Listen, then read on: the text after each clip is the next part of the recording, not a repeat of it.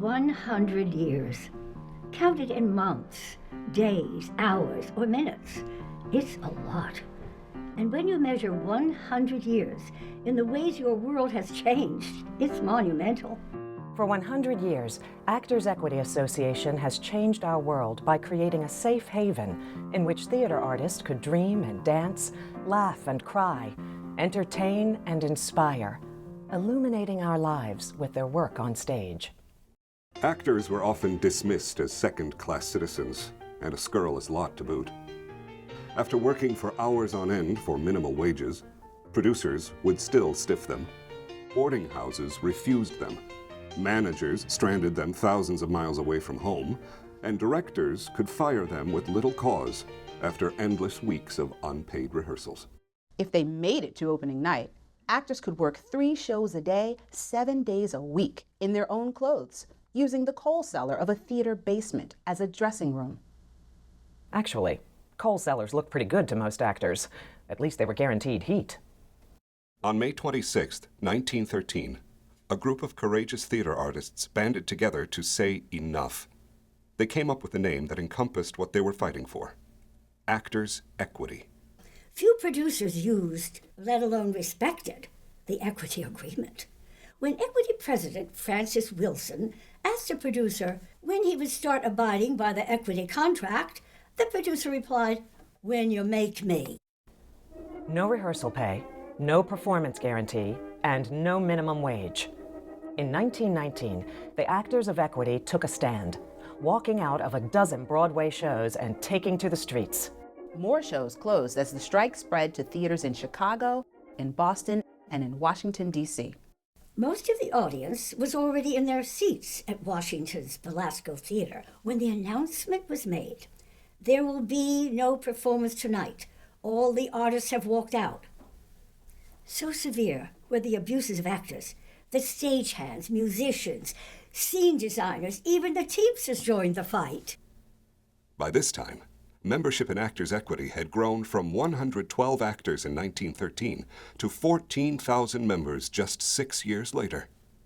The 30-day strike closed 37 productions, kept 16 shows from opening, and emptied dozens of theaters across the country. On September 6, 1919, Actors' Equity triumphed. The strike was settled. By coming together, actors proved they were a force to be reckoned with.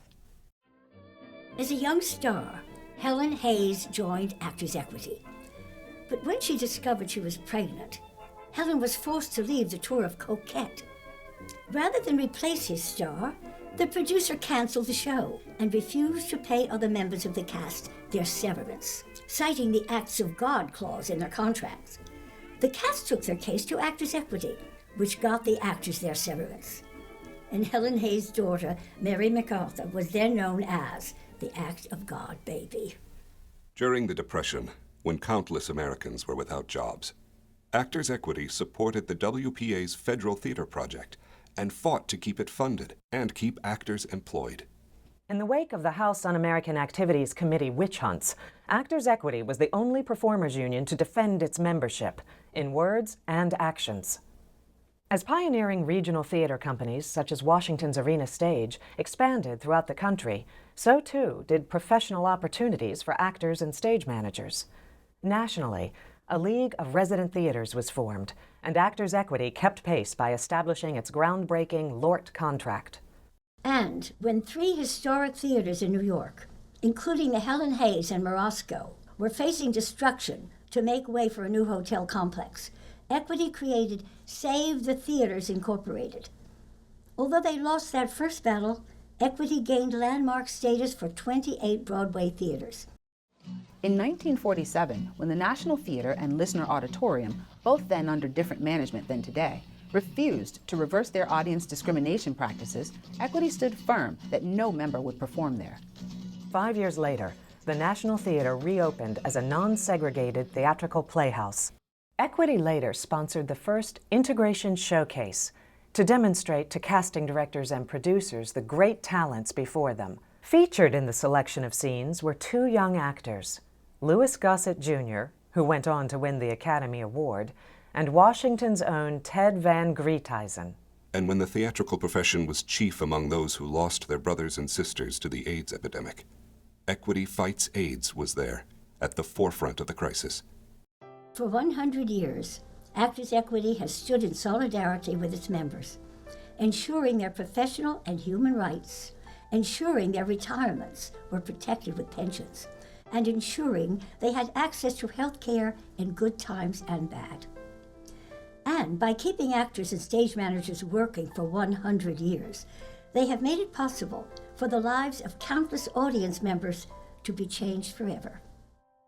Nationwide, and right here in Washington, where close to 1,000 Equity members live and work, Actors Equity has given theater artists what every human being wants and deserves: respect and dignity.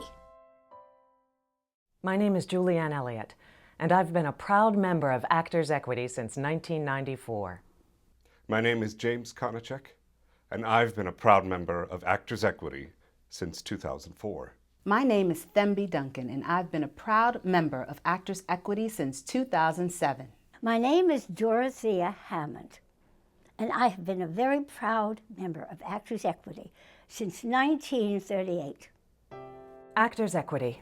On the occasion of your centennial celebration, artists and audiences across the country and right here in Washington, D.C., thank you.